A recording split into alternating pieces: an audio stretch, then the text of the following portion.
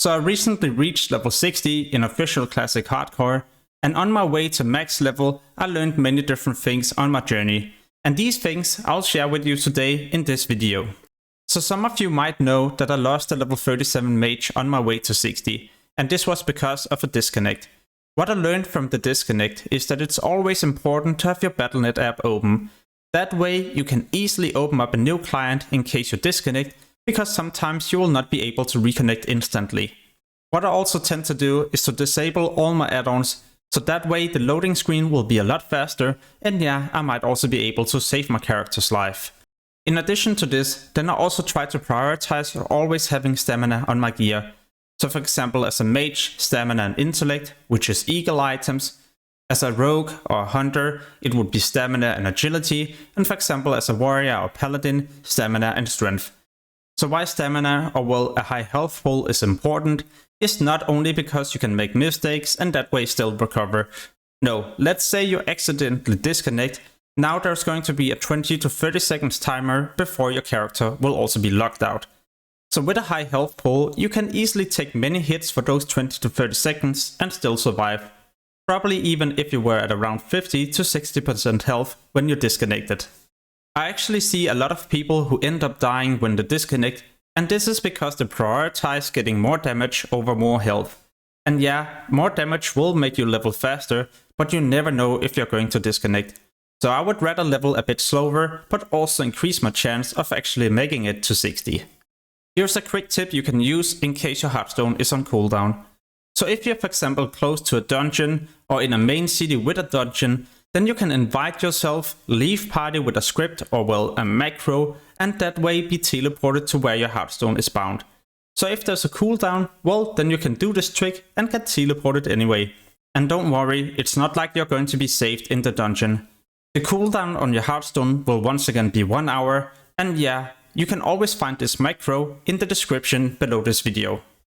What I also found to be so useful, or well a lot more safe, was to go to lower level zones.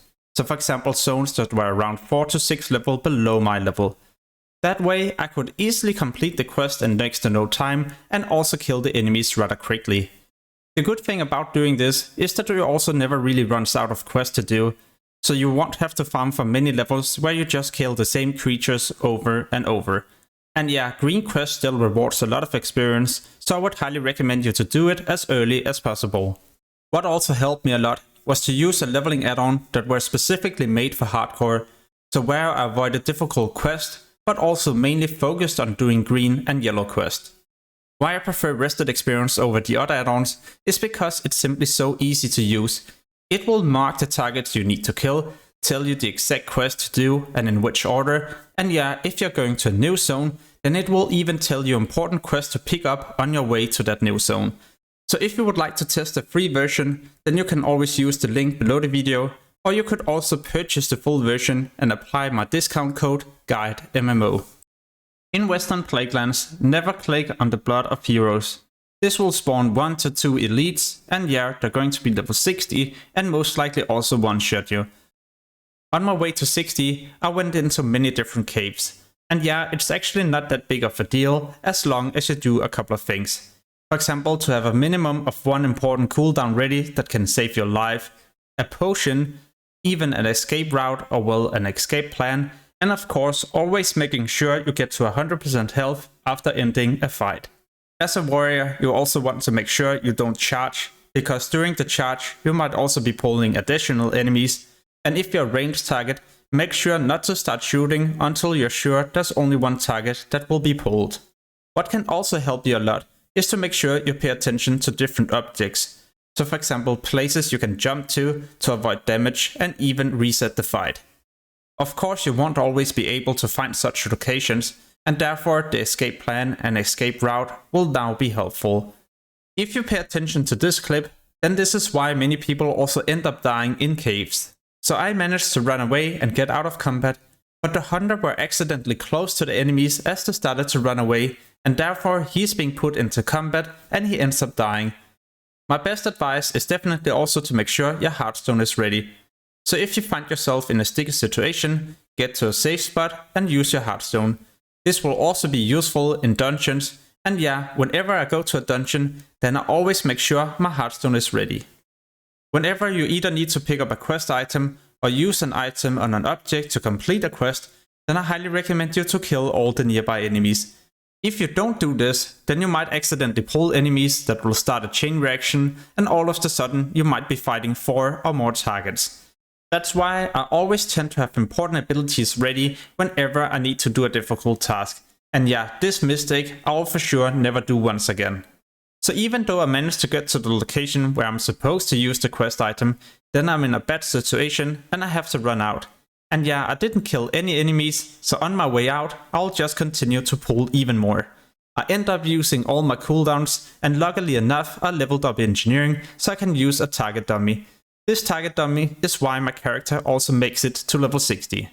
So no matter what people tell you, make sure to level up engineering. These target dummies has saved me more than 15 times on my way to 60, because if there's an instant spawn of, for example, a nearby elite or anything you didn't really notice, then you can use the target dummy to taunt the enemies and yeah, run away.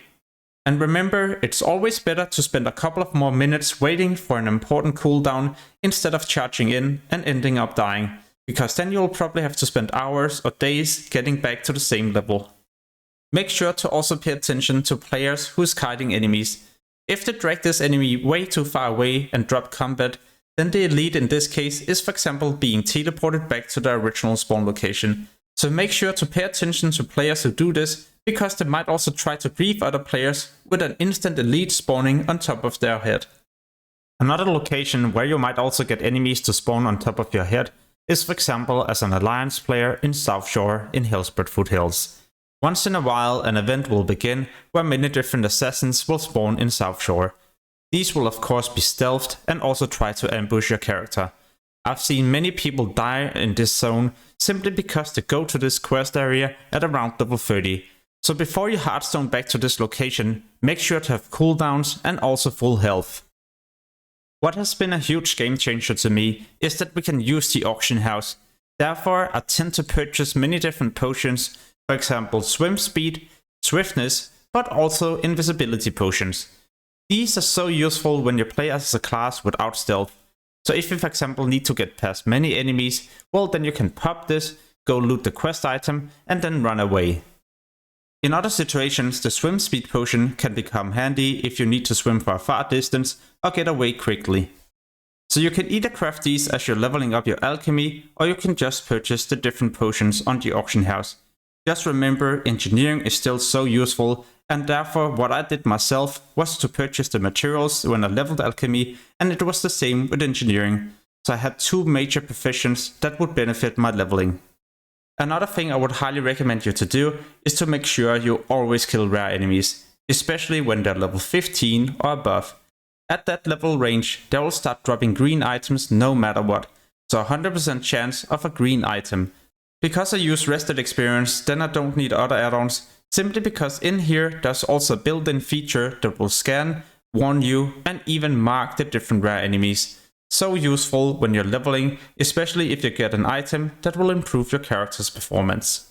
No matter if you can use the item or not, then remember to post them on the auction house, because in hardcore there seems to be so many people buying green items and blue items compared to original classic. So it's been easy for me to make a big profit, usually 3 to 4 times the vendor price. And it will sell so quickly if it has stamina and either intellect, strength or agility. Now that I'm already talking about gold, make sure to also look out for different chests. In here you can also get different rare items, and in some cases also a bag. When I was AoEing between level 43 to 50, I got more than 5 14 slots bags just from these chests in Tenaris. An easy way to track these chests a lot easier is just to reduce your graphics settings. As you can see, I can see the chest from far distance, but in fact there's objects that should also prevent me from seeing it. This is because by reducing your ground clutter but also environment settings from max and all the way down to 1, well then you can also see these objects from far distance, so objects that you can actually interact with. And things you can't interact with, for example different objects, will not be displayed until you get very close. So from far distance you can now see crates, chests and other things you can loot. In the different major cities, you can also hand in cloth and get experience, but you can only do it once for every single race. So as an alliance player, there's 4 different locations where you can do this. This is of course also the same case with horde players. But remember, at low level you can only start handing in wool cloth, then as you level up, silk, mage reef and eventually rune cloth.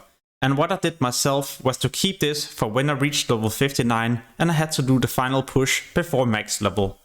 To save a lot of gold, then I also made sure I didn't learn every single spell.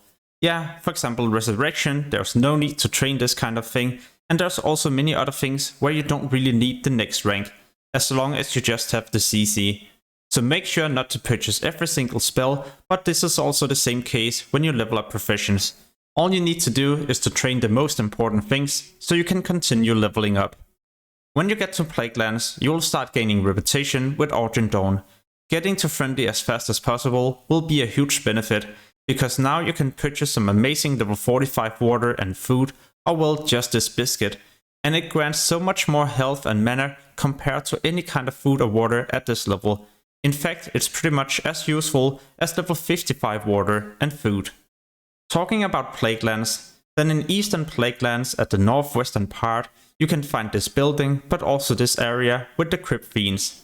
Up here, there is a chance that you will also pull an elite target.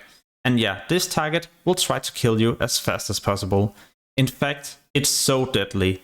I was 59 here and actually so scared, because these enemies has such a long range. No, we're not talking about 30 or 40 yards range, we're probably talking about 100 to 150. Even when I line of sight in this building, I actually took damage from far distance. To be honest, then I wasn't really paying attention to what was happening. Yeah, I saw them shooting, and I was also being hit, but didn't really take any damage. So I wasn't that scared, until I noticed something was completely wrong. Yeah, I saw them shooting at me, but I took no damage. And then I just saw all these things flying towards me, but nothing really happened. So I wasn't that scared, until I also started noticing that every time I got hit, I was also taking around 200 to 300 damage. And what I had no clue about was that these were also stacking up and trying to deal damage at the exact same time. So I went all the way down to around 55% health in 1 to 2 seconds, and I continued to taking damage for many seconds afterward. Luckily for me, I'd built this character with a lot of health, and yeah, I even had cooldowns ready and also a healing potion.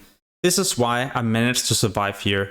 If I had built this character a lot differently and I didn't have other cooldowns ready, and for example most of my gear focusing on doing damage, well then this would also have been the end of my journey at level 59. But yeah, I made it to 60 and it has been such a fun journey so far. I'm looking forward to make a lot more hardcore guides, and yeah, of course also to continue streaming here on YouTube, but also on my Twitch. As always, thank you so much for watching and have an amazing day.